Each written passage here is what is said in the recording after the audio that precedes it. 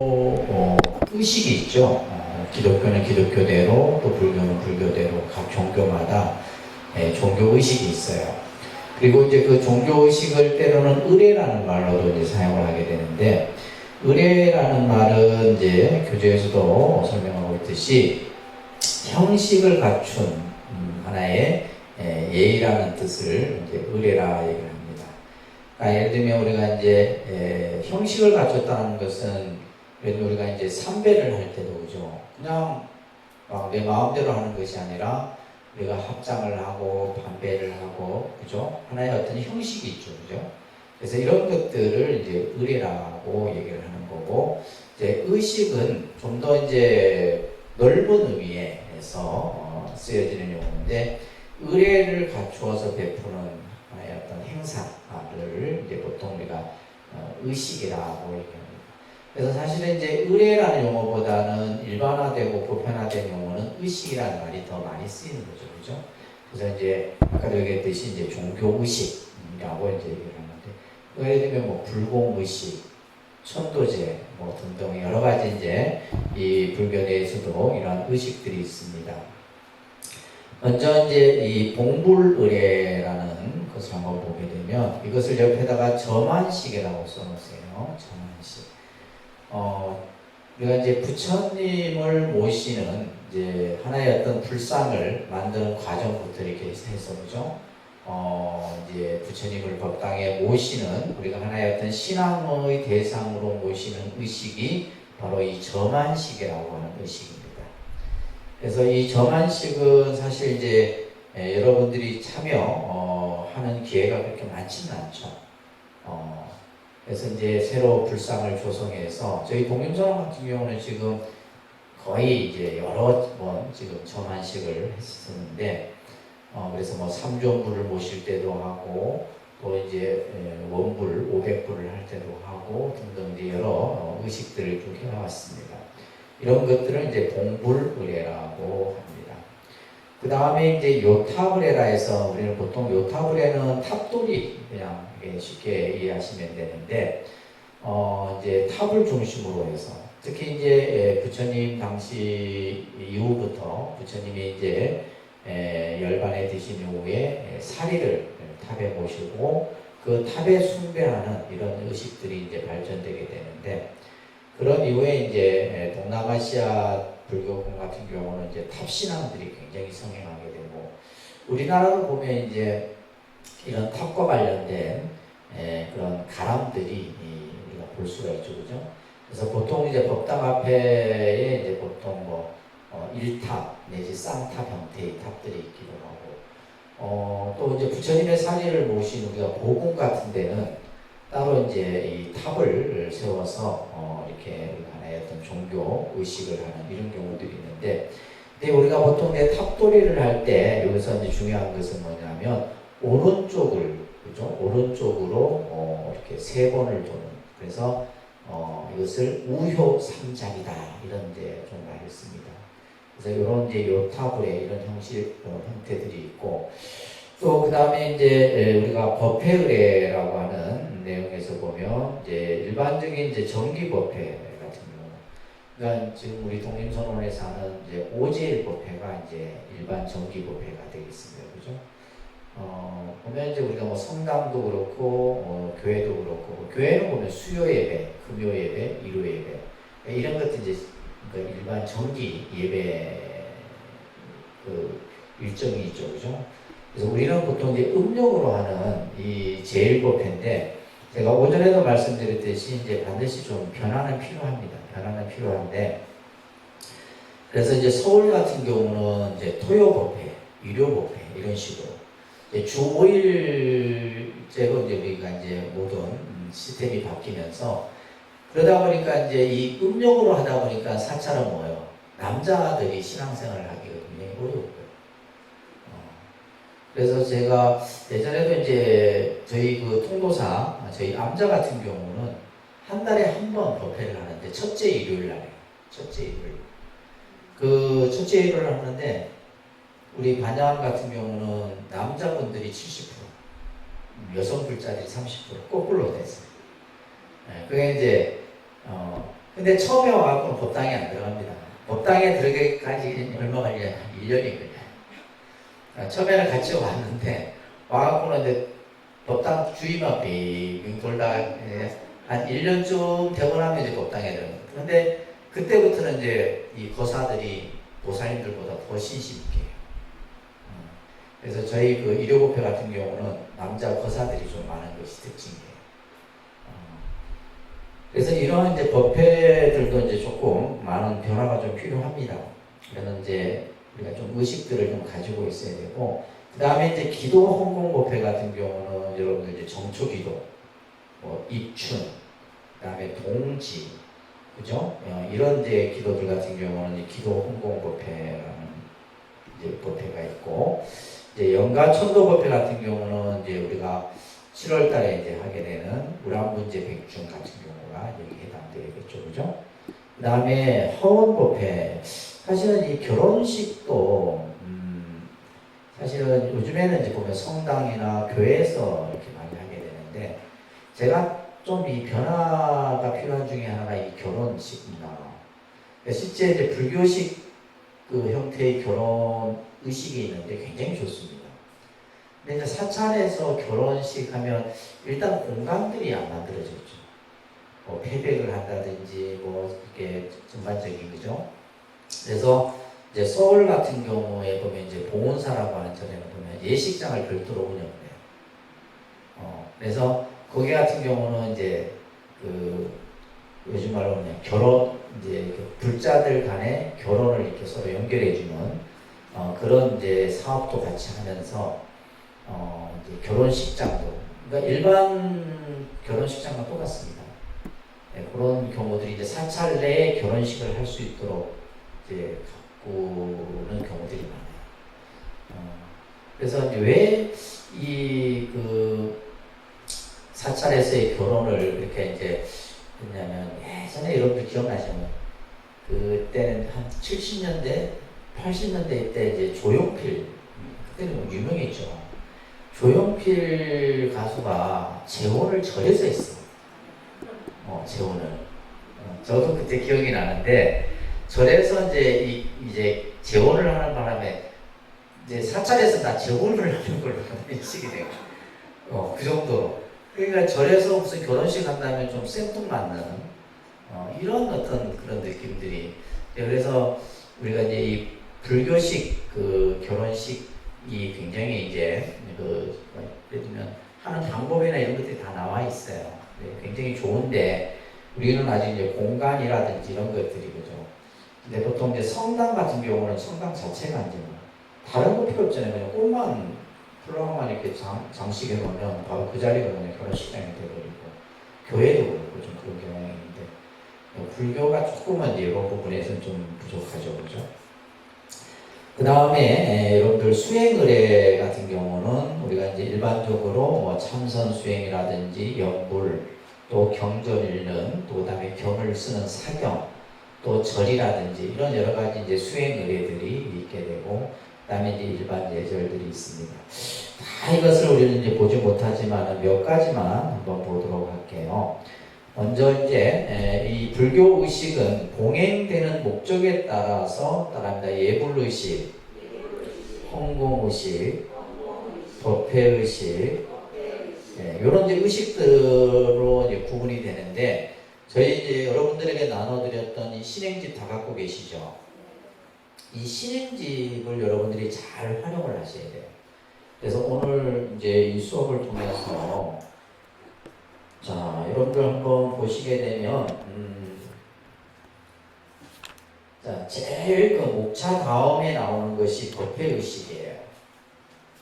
페이지수로는 15페이지 앞쪽에 전체 이제 뭐 구성을 보게 되면 나와 있죠, 그죠? 그래서 옛날에는 뭐 옛날이라니까 뭐 오랜 전이 아니라 일반적으로 이제 법회를 하게 될 때는 요 의식에 맞춰서 법회를 했습니다.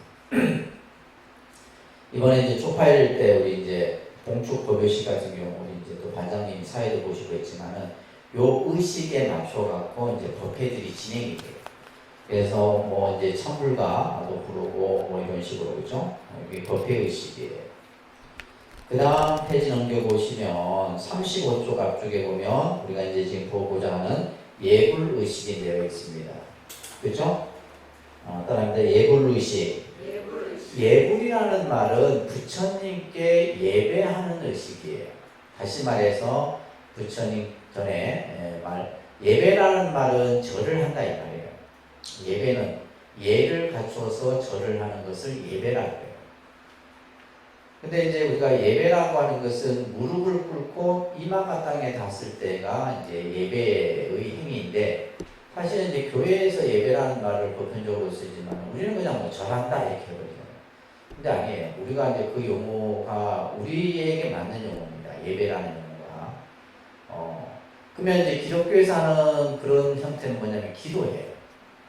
기도하고 예배는 다릅니다. 기도하는 거하고 넓은 의미에서는 뭐 비슷하게 다 이렇게 생각할 수도 있지만은, 예배는 뭐다? 무릎을 땅에 댔고 이마까지 땅에 닿는 그 행위를 예배라고 해요. 예를 들면 이제 종교 가운데 불교가 있고, 그 다음에 이슬람교. 이슬람 교도들 예배하는 거 보셨어요? 이마 땅에 무릎 꿇고 이마만 땅에 닿죠, 그죠? 그리고 일어나잖아요. 이슬람교 같은 경우는 이제 예배의 행위예요. 근데 이제 우리가 보통 교회는 의자에 앉아서 기도하잖아요. 예배하는 게 아니거든요. 그냥 그거는 뭐예요? 기도예요. 기도. 그래서 이제 이런 것들을 이제 여러분들이 조금 이해를 하시면서, 자, 예불의식 35쪽에 펴보시면, 이 예불문은 여러분들 외우셔야 됩니다. 이거는 뭐 억지로 외워지는 건 아니고, 자꾸 하다 보면, 이제 책을 안 보고도 할 수 있는 정도 해야 되는데, 여기에 보면 이제 아침 예불이 있고 저녁 예불이 있어요. 그죠? 그래서 우리가 이것을 조성예불이라고 해요. 그러니까 조성예불. 아침과 저녁에 하는 예불인데, 자, 요게 따라서 아침 예불은 헌다계라고 해서 차를 올리는데, 실질적으로 뭐 이제 새벽에 차를 올리는 게 아니라, 요게 지금 요걸 닭이라고 해요. 닭이라는 말은 차자 이런 뜻이에요. 요게는 뭘 담아요? 물을 담습니다. 깨끗한 물. 근데 실제 물인데, 이제 이 물이 이제 우리가 이름이 감노의 그런 물의 의미로서 이제 사용을 하는 거죠. 그래서 이제 새벽에 하는 우리가 부처님께 예배를 드릴 때 반드시 하는 게 뭐냐면 깨끗한 물을 청수라고 해요. 청수.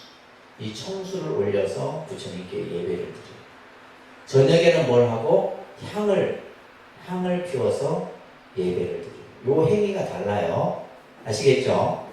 자, 따라합니다. 아금 청정수, 변이 감노다, 봉원 삼보전.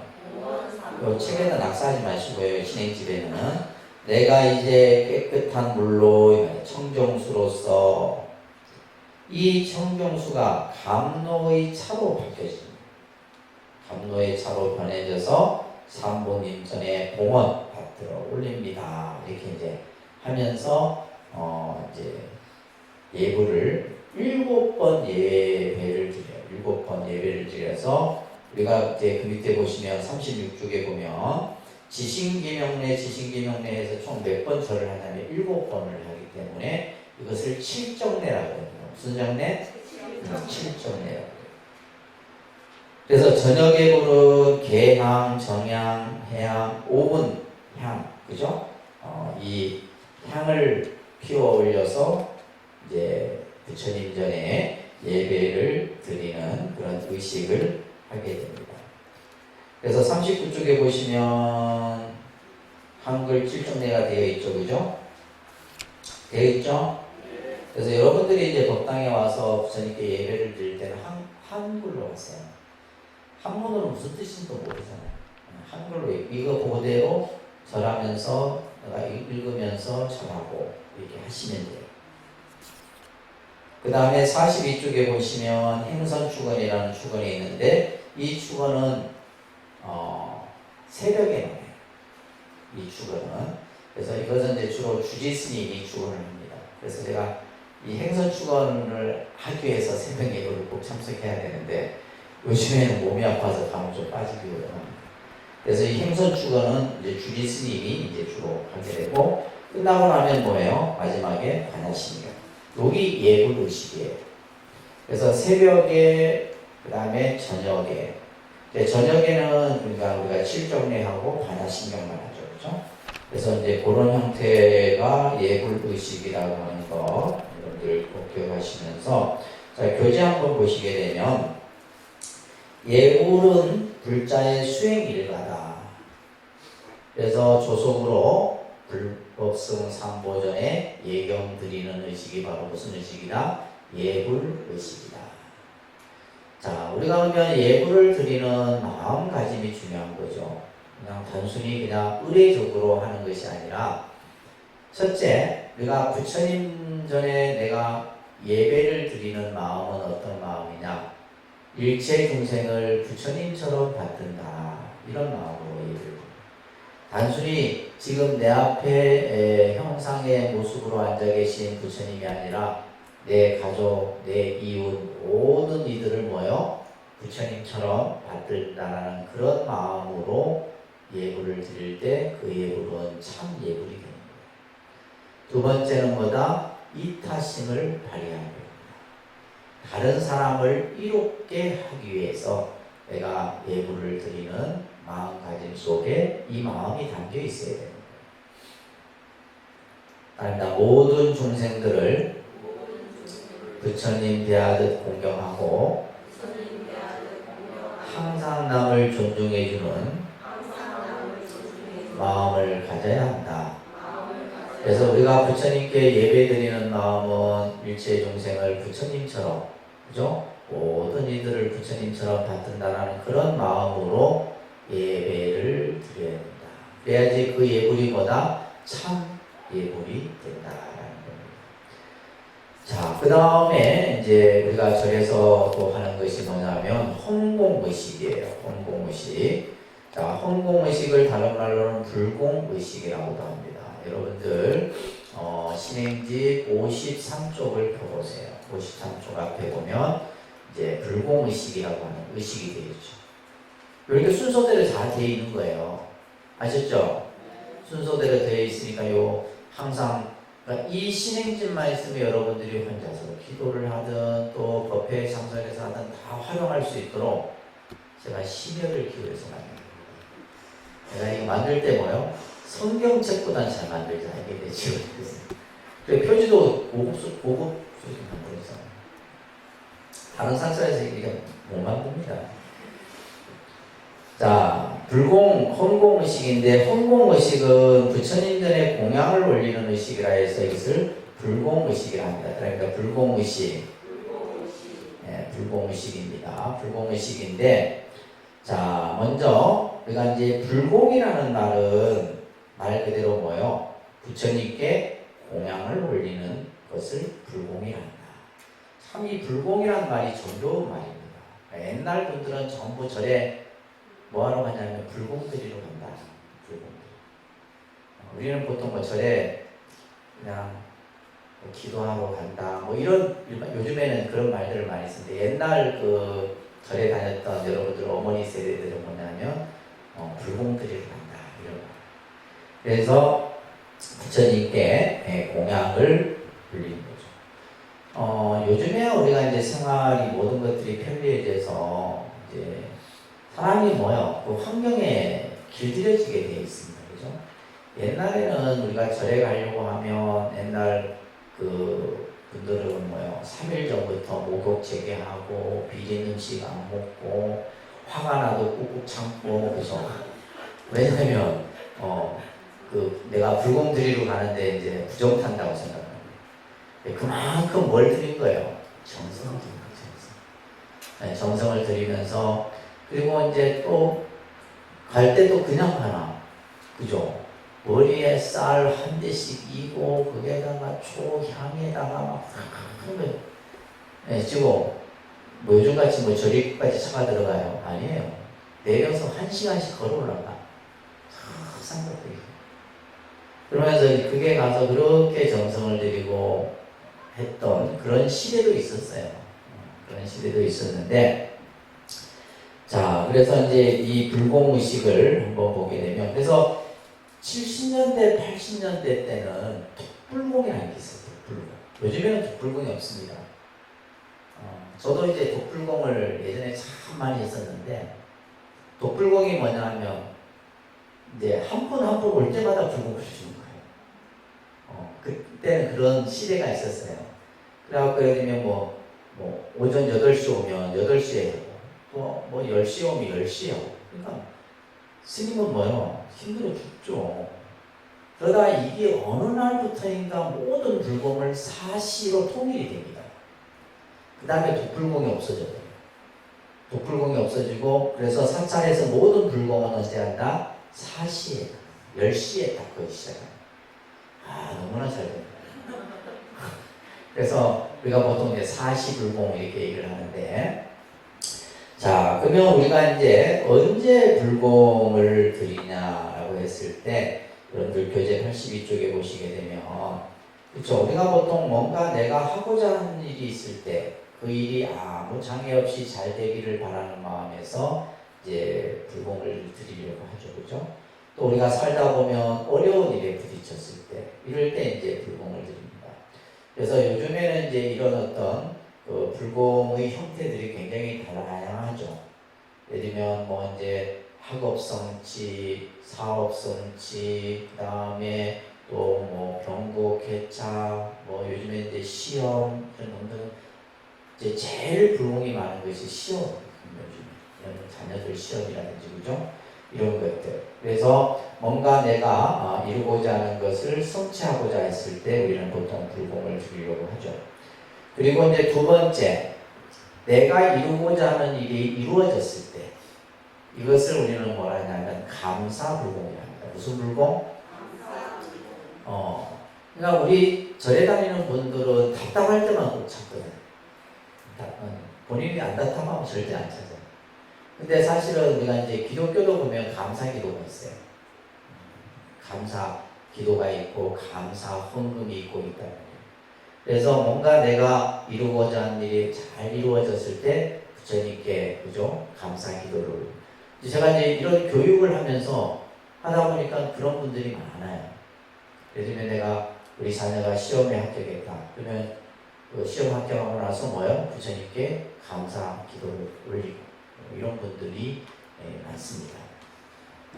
그러면 이제 그때 이 자녀의 아이가 시험에 합격했구나. 나 또한 뭐예요? 감사한 거죠.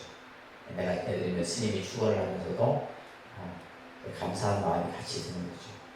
그 다음에 세 번째는 이제 수행불공이라고 밑에 적어놓으세요.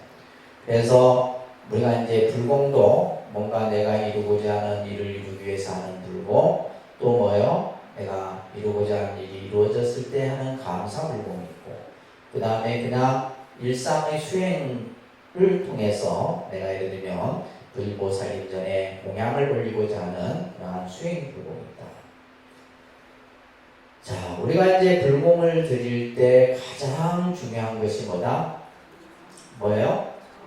첫째도 정성, 둘째도 정성, 셋째도 정성. 정성입니다. 정성이 지극하면 하늘도 감동한다잖아요. 근데 요즘 우리는 정성이 부족해. 정성이 없어. 전부 가식이고 형식이고 이래요. 그래서 이 정성은 여러분들 마음에서 만들어집니다. 마음에서. 그래서 뭘 하더라도 우리가 이제 정성을 잘 기울이면 이루어지는 거예요. 그래서 우리가 불공을 올리려고 하는 그러한 마음가짐에서부터 시작해서 그죠? 내가 기도를 하는 동안에도 항상 이 정성이 깃들어질 수 있도록 해야 되고, 또 그러면서 이제 부처님 전에 올리는 공양물은 항상 깨끗하고 또 후덕해야 돼. 너무 비난해도 안 된다는 거예요. 특히 이제 그 내용에 보면 부처님 전에 올리는 물건은 흥정을 하면 안 돼요. 부처님 전에 올리는 공양물은. 그래서 저 같은 경우도 이제 이런 원칙들은 지킵니다. 제가 불사를 하고 할 때 절대 흥정하지 않습니다. 예를 들면 어떤 불사를 할 때 견적을 우리 받죠. 견적을 보고 나서 뭐 깎아달라 뭐 하는 것은 아니에요. 요 금액 범위 안에서 최대한. 그러니까 그 결과가 잘 나왔을 때는 더 쳐주더라도 이렇게 우리가 부처님 하는 이러한 불사나 또 이런 어떤 예를 들면 우리가 그런 분들이 옛날에 있었거든요. 시장에 지금이야 여러분들이 공약물을 직접 이렇게 사갖고 오는 경우들이 많지 않아요. 근데 사실은 그러다 보니까 뭐가 없어요? 정성이 없는 거예요. 정성. 그래서 옛날에는 이제 부처님 전에 공양을 불공을 하기 위해서는 떡이든 과일이든 직접 사갖고 올렸거든요. 근데 이제 가서 시장에 가서 이런다.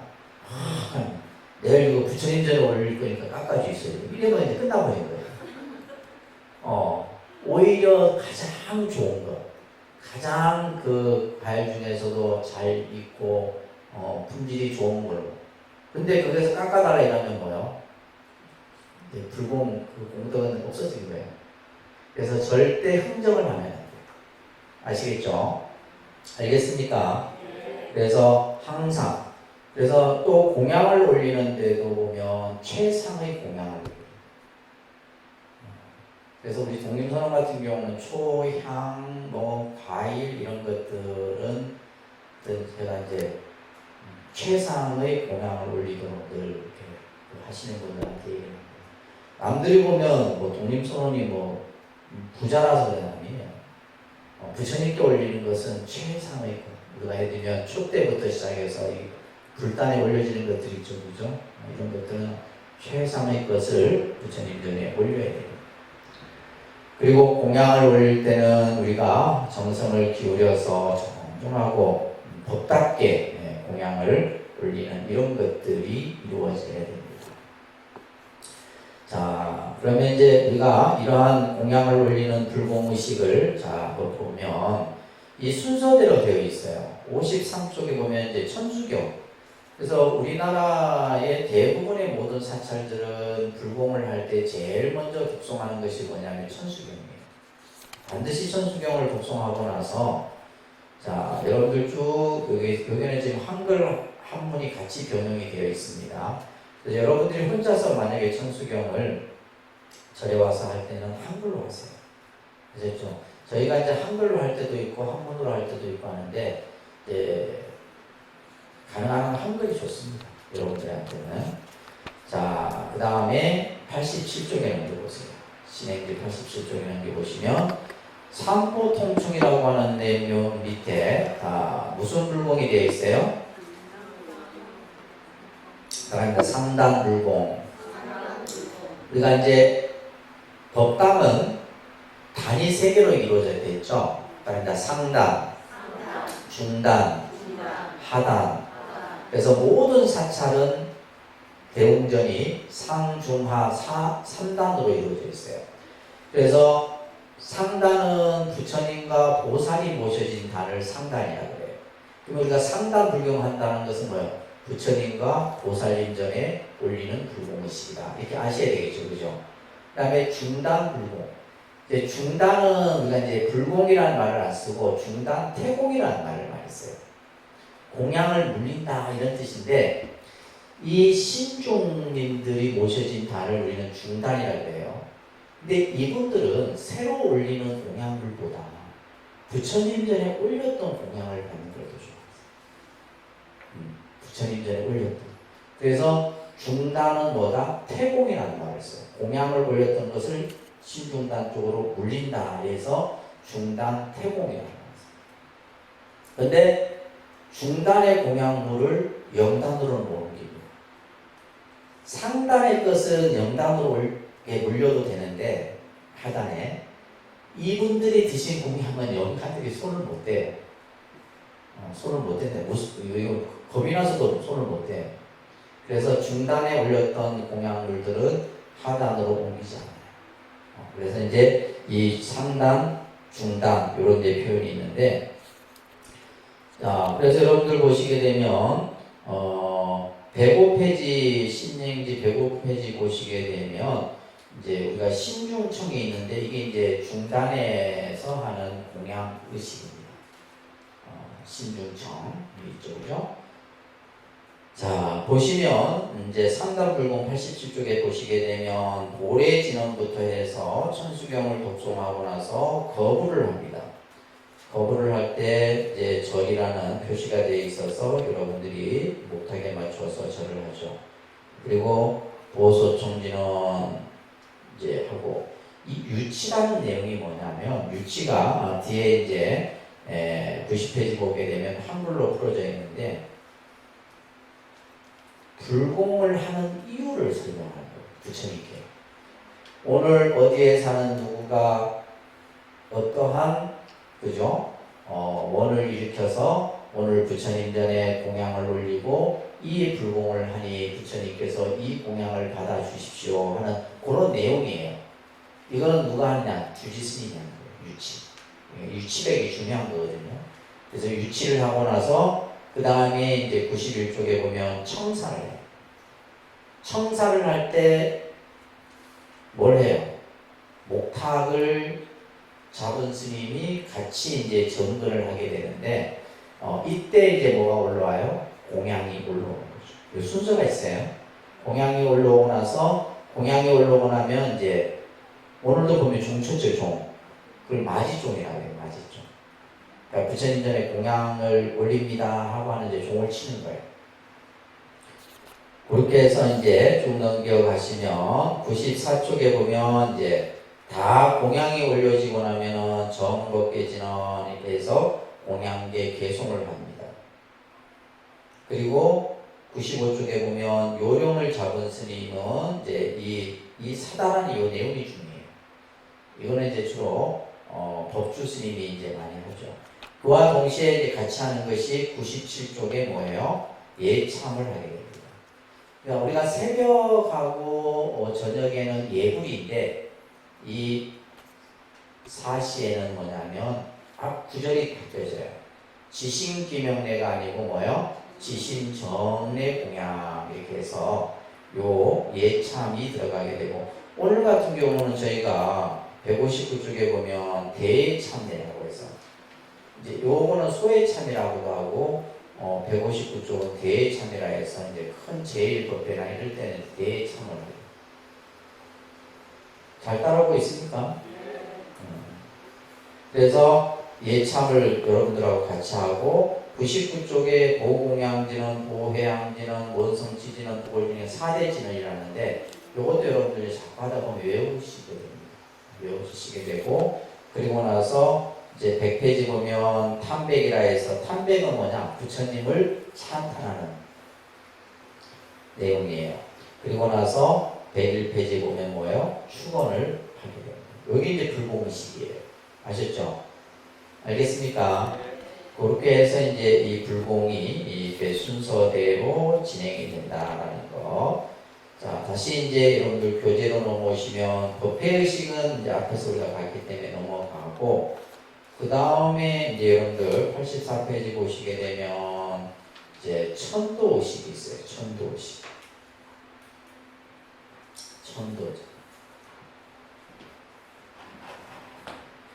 천도라는 뜻은 뭐냐면 좋은 곳으로 인도한다 이런 뜻이에요.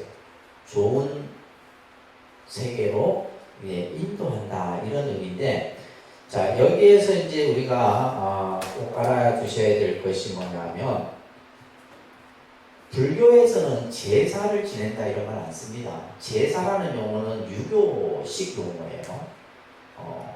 그래서 우리가 보통 이제 이 제사라는 것은 돌아가신 조상 또 혹은 부모를 은덕을 기리면서 그분의 명복을 빌고, 그죠? 또 그 돌아가신 마음자를 위해서 제사에서 가장 중요한 게 뭐예요? 여러분들 제일 하기 싫은 거 뭐예요? 그죠? 근데 제일 중요한 게 음식이에요. 유교식 제사에서는. 유교식 제사에서는, 그래서 우리가 이제 추석이나 또 설이나 이럴 때 보면 그 시기에 나오는, 그죠? 철에 나오는 과일, 또 돌아가신 망자가 좋아했던 음식. 그래서 유교에서의 가장 중요한 것은 음식입니다. 음식. 그래서 실제 이제 그런 경우들이죠. 과연 우리가 이렇게 힘들게 제사상을 차렸는데 그 조상이 와서 드시냐 안 드시냐. 근데 드실 것 같아요, 안 드실 것 같아요. 근데 중요한 것은 제사 지내기 전 음식과 제사 지나고 난 음식이 달라요. 맛이 달라요. 맛이 달라요. 그래서 우리가 이제 부처님 경전에 보면 귀신은 족식이라고 해요. 귀신. 그러니까 예를 들면 우리가 이제 인간은 뭐예요? 우리 인간은 단식이에요. 단식이라는 건 뭐냐면 모든 음식을 뭉쳐서 먹어요. 그래서 예를 들면 인도인들은 손으로, 그죠? 손으로 식사를 하잖아요. 그래도 손으로 할 때도 뭐예요? 음식을 뭉쳐서 먹는다는 거예요. 우리는 수저라는 도구를 사용해서, 그래서 인간은 뭐고? 단식이고, 귀신은 뭐예요? 족식이에요. 귀신은 음식에 대이면 배가 불러요. 먹는 게 아니에요. 그래서 예를 들면 음식을 난장판을 만들어요. 그래서 이제 옛날부터 내려온 말이 스님들은 제 음식을 안 먹습니다.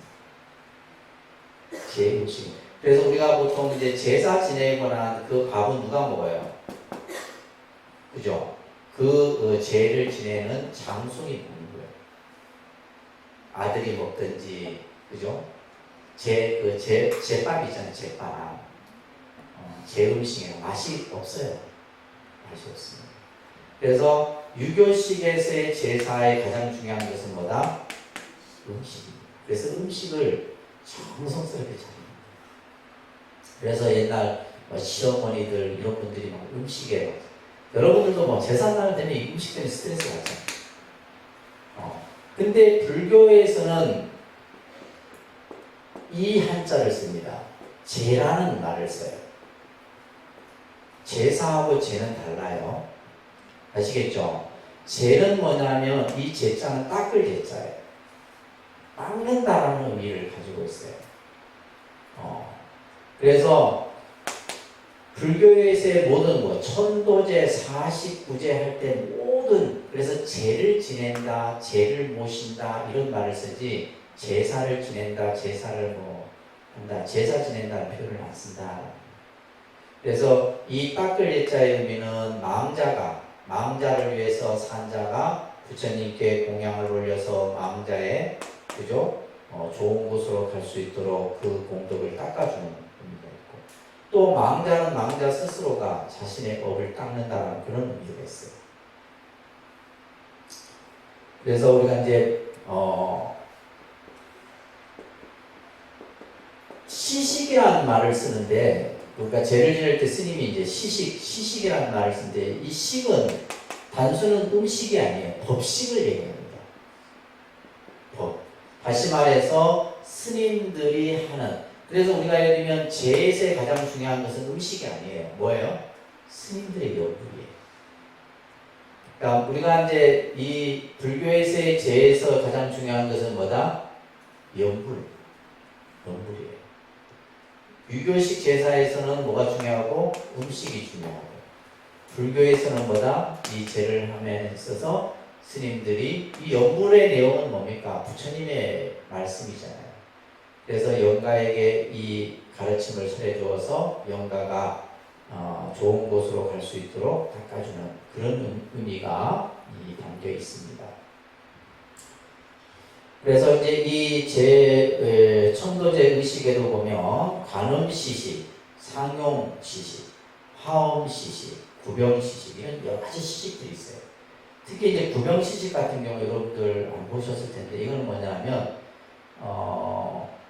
이제 영적인 어떤, 우리가 이제 내 의식이 있는데 내 의식을 말고 또 다른 지배하는 영적인 의식이 들어오는 경우들이 있어요. 신이 들어오는 경우가 있습니다. 그럴 경우에 이제 그 신을 뭐 해요? 빼내야 되거든. 그 빼내는 의식이 이제 구병의식이에요. 구병시식이라고 하는데, 제가 예전에 한 번 했는데, 저는 이걸 안 하고, 할 줄도 모를 뿐더러 하면 안 돼요. 이 구명시식은 그 영가가 그냥 순한 영가가 아니에요. 아주 신통 부리고 막 그냥 정말 해방을 얻는 그런 쉽게 말해서 잡신들이에요, 잡신. 한번 절에서 이제 그걸 하고 나서 온갖 도량이 너무 탁한 거예요. 그다음부터 내가 구명시식을 하는. 이제 그 구명시식함으로 인해서 그 온갖 주변에 있는 막 그냥 잡신들이 탁탁 보이는 거예요. 그리고 하는 게 무섭습니다. 밤에 이거 하는데 아무나도 못해요. 잘못하다가 하는 스님도 걸려버려요. 이게 구명시식이에요. 그래서 우리 이제 그 간혹 저하고 이제 도반 스님인데 이 스님이 이제 이 구명 요즘에는 자기도 못하겠대 힘이 딸려서 그만큼 힘든 게 이 구명시식이에요. 이런 의식들이 있습니다. 그래서 49제 의식이 49제는 뭐예요? 49제 의식이라는 것은 우리가 이제 생명이 태어나고 또 한 생을 살다가 결국은 죽음을 맞이합니다. 그죠? 그래야 그래요. 네, 죽음이라는 것을 그래서 생 그리고 본 사 이렇게 이제 지금 이걸 생유라 그래요. 유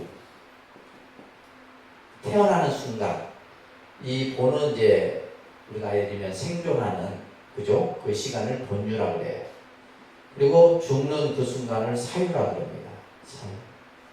그래서 모든 생명은 태어나고 한 생을 살다가 결국 죽는데 자 우리가 예를 들면 죽고 나서 끝이 아니라 또 다른 뭐예요? 이 죽음이라는 것은 다시 뭘로? 생으로 연결되는 거예요.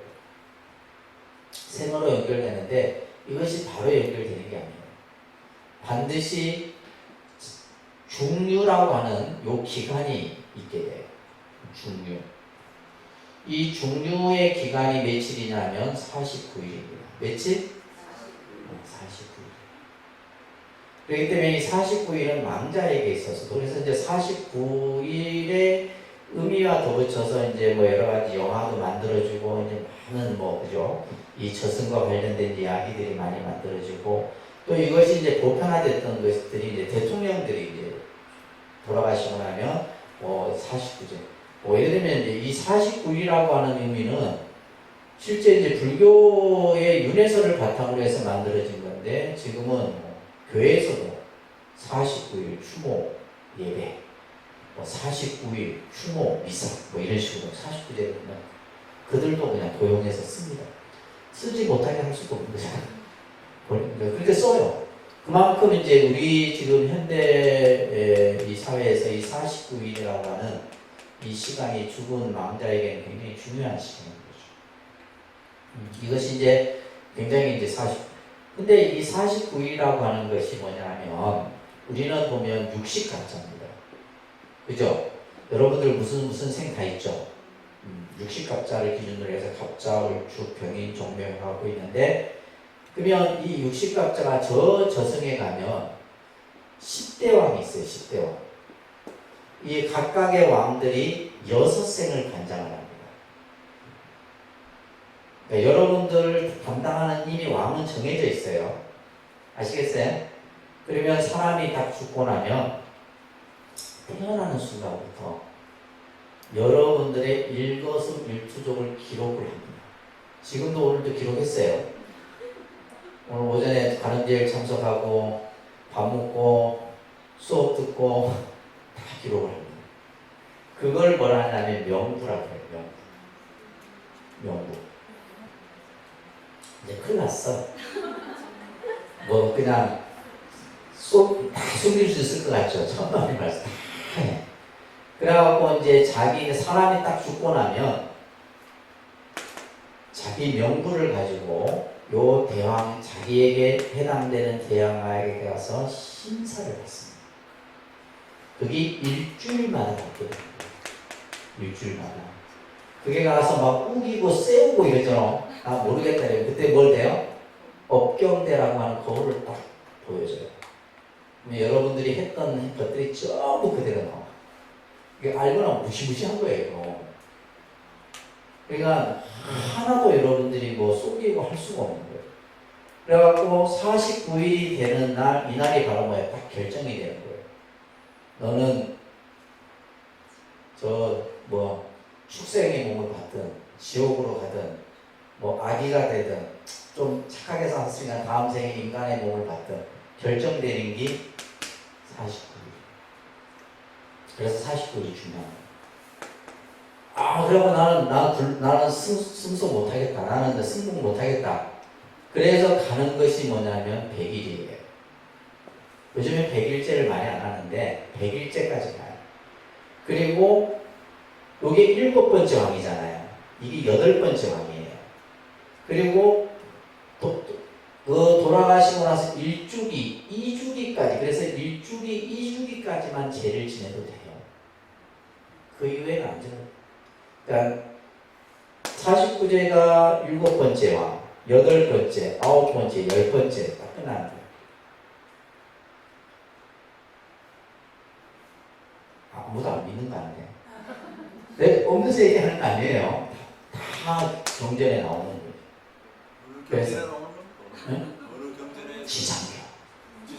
네. 그래서 우리가 이제 이 저승 우리가 예를 들면 이제 저승 세계인 영구 세계를 전부 이렇게 그래서 이제 이런 10대 왕이나 이런 왕들이 항상 옆에서 받드는 보살이 누구예요? 지장보살. 그래서 우리나라나 중국이나 일본이 지장신앙이 성행합니다. 자, 이렇게 이제 우리가 보통 49제 의식이 그래서 중요하고, 이제 반원제 의식이나 이런 의식들이 있고, 그 다음에 보시면 이제 우리가 중요한 게 기도 의식이에요. 기도 의식. 기도라고 하는 것은 우리가 이제 종교 신앙에 있어서 빠뜨릴 수 없는 부분이죠. 그죠? 그래서 우리가 기도라고 하는 것은 그냥 어휘적 의미로는 빈다. 이런 뜻을 가지고 있지만은 내 마음의 정성을 나타내는 것이 바로 기도예요. 기도라고 하는 이 행위는 우리가 종교신앙에 있어서 가장 중요한. 그래서 우리는 보통 이제 기도를 너무 특별하게 생각하고, 이렇게 그냥, 너무 좀 이렇게 무게 있게 생각하는데, 그러니까 기도라고 하는 것은 내 마음을 그대로 드러내는 겁니다. 내 마음을, 내 안에 있는 얘기를 그대로 드러내는 것. 내가 이루고자 하는 얘기, 내가 힘든 부분들, 또 내가 즐겁고 행복했던 그런 부분들, 이런 것들을 내 마음에 있는 것을 그대로 표현하는 것이에요. 그래서 우리가 이제 이 기도를 함에 있어서, 자, 요것만 여러분들 꼭 기억을 하시면 됩니다.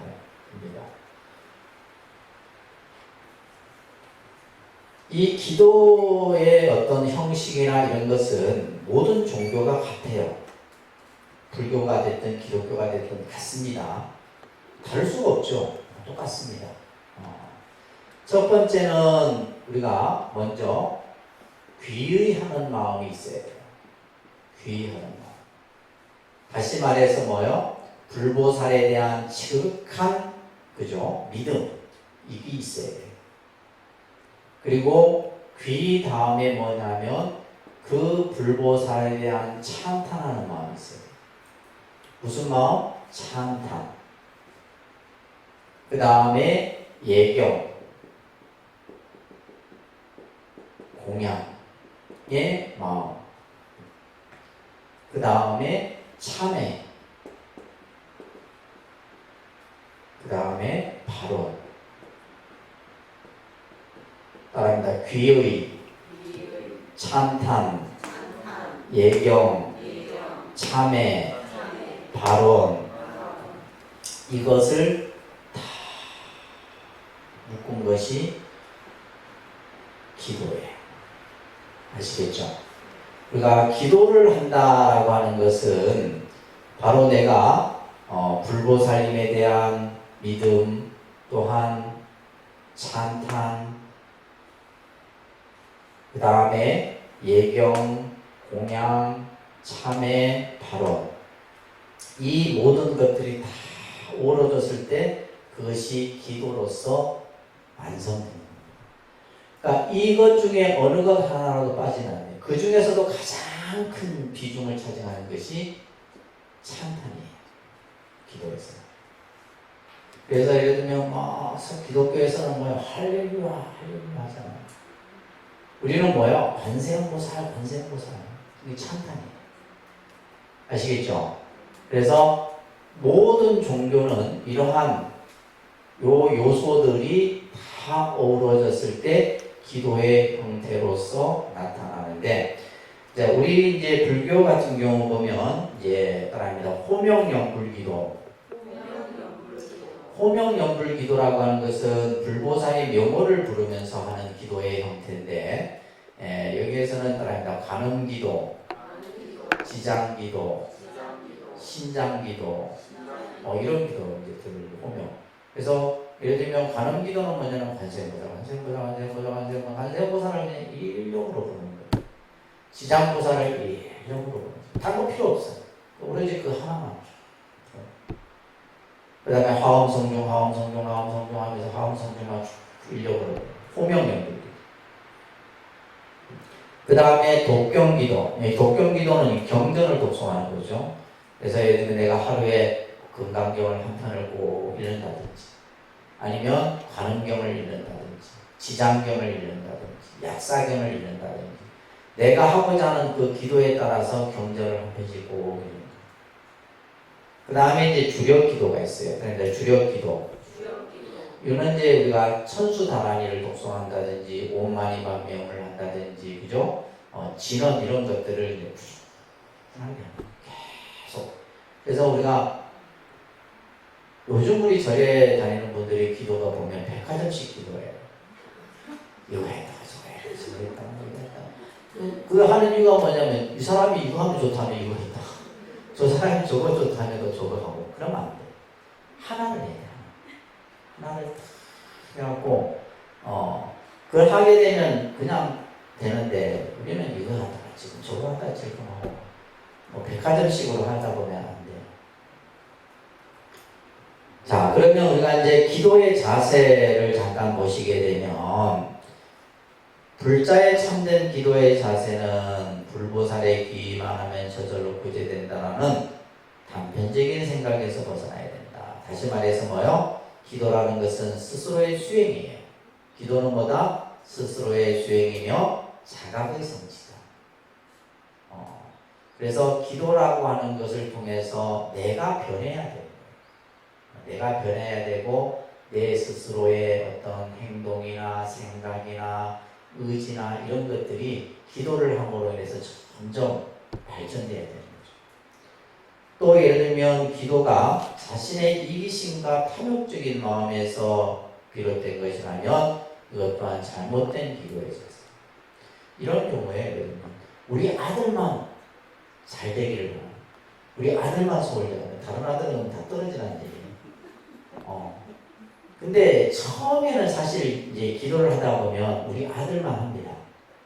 근데 나중에 가다 보면, 그래서 스님들이 축원할 때 어떻게 축원하냐면 학업자 수분성취라고 해요.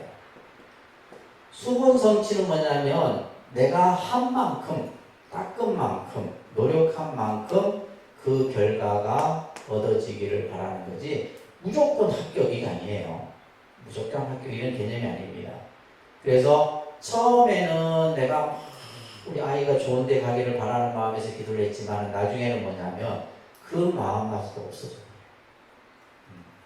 오로지 뭐예요? 자기가 노력한 만큼 그 결과를 잘 얻기를 바라는 마음으로 스스로 바뀌어져 버려요. 그래서 처음에는 욕심으로 하다가 나중에는 그 욕심이 없어져요. 기도를 잘 하시는 분들은 예로 그렇단 말이에요. 아시겠죠? 그래서 본래의 참된 기도 정신을 돌아가야 되고, 또한 기도라고 하는 것은 우리의 청정, 원만한 공덕을 실현해 나가는 과정이에요. 또한 내 자신의 문제를 해결하는 바른 길과 같은 것이 기도다 이 말이에요.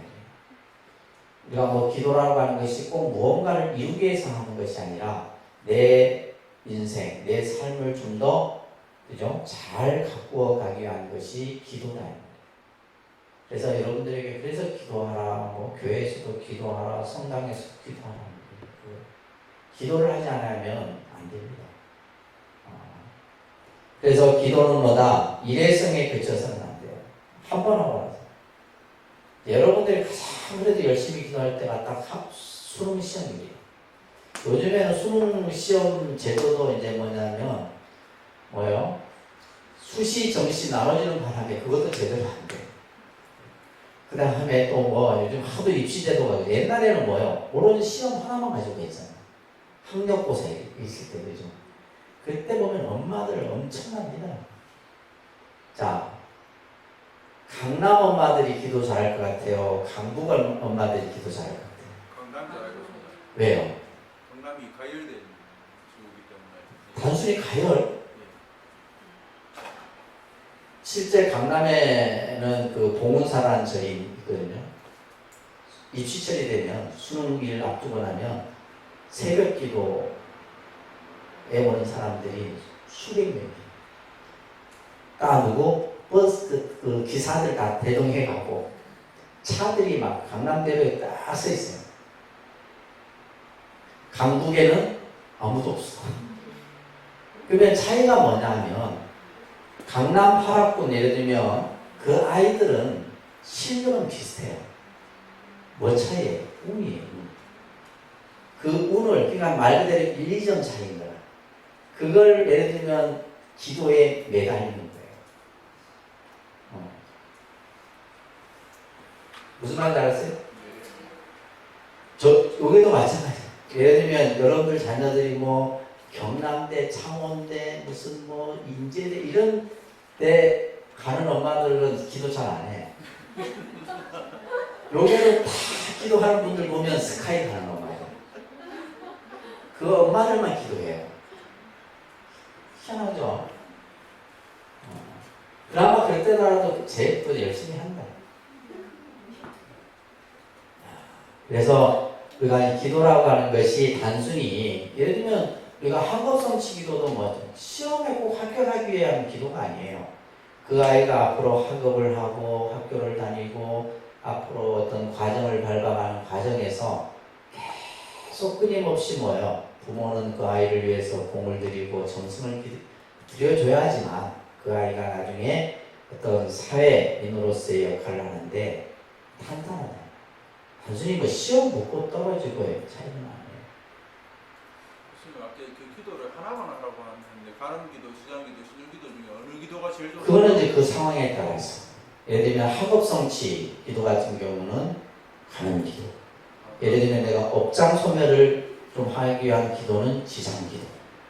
또 뭐 예를 들면 내가 우리 가족 중에 아픈 가족이 있어서 병고를 위해서 할 경우에는 뭐 약사기도 이렇게 따라서 다 나눠져요. 그래서 기도를 할 때는 반드시 뭐예요? 스님과 상의를 하고 하세요. 혼자 하지 말고. 근데 왜 안 하냐니까. 근데 내가 보면 100일 기도 올려준 분 중에 내가 누군지 하나도 나도 몰라. 왜냐하면 내가 아무래도 이제 이분은 이 아이 때문에 어떤 이유로 해서 하는데 아무래도 내가 더 관심이 가겠죠. 근데 그래서 여러분들이 기도를 할 때는 반드시 기도 상담을 하고 하는 것이 더 바람직해요. 그 어떤 얘기가 있었냐면요. 노보살님이 계셨는데 이 노보살님이 손자를 위해서 이제 손자가 몇 살 때부터 기도를 했냐면 7, 8살 때부터 기도. 7, 8살 때부터 이 손자, 이 할머니의 욕심 뭐냐 서울대 가는 거였어요. 그래서 7, 8살 때부터 이제 이 노보살님이 모시는 스님이 계셨는데 그 절의 모든 공양을 다 이 노보살님이 맡아서 하십니다. 시주도 다 하시고 모든 절에 필요한 것. 그러면서 스님에게 우리 손자 서울대 가게 해주이소 맨날.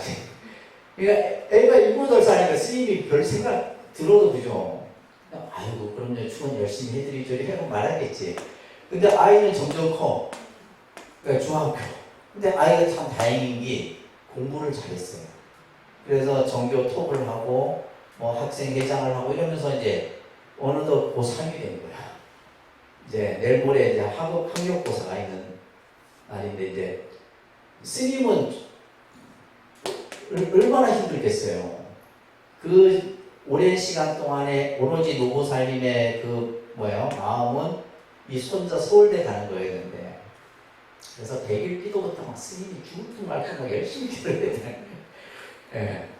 근데 또 다행히 알게 그래서 우리가 보통 이제 이런 기도 같은 경우는 스님의 기도에 힘도 있어야 되지만은 그 당의 학생이 공부를 잘해야 되겠죠.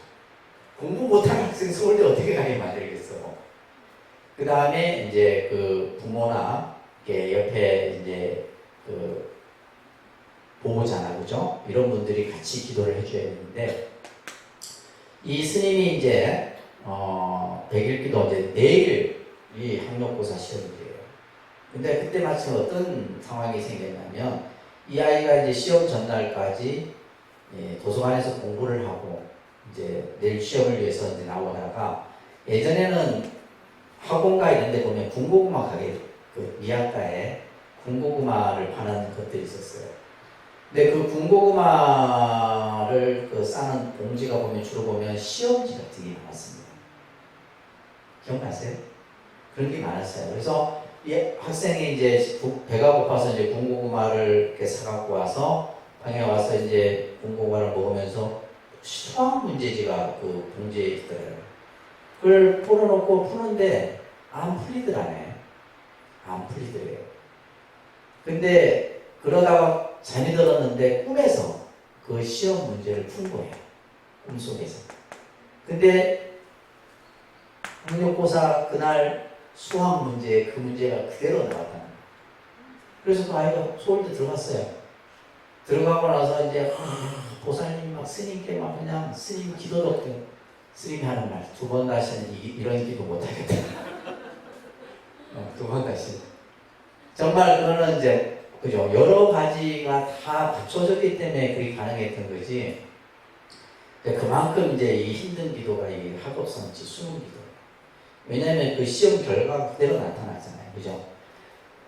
자, 그래서 기도라고 하는 것은 늘 평상시에 여러분들이 수행하는 마음으로 지속적으로 기도를 하셔야 되고, 기도를 하다 보면 반드시 뭐가 생겨요? 장애가 생깁니다. 뭐가 생긴다고요?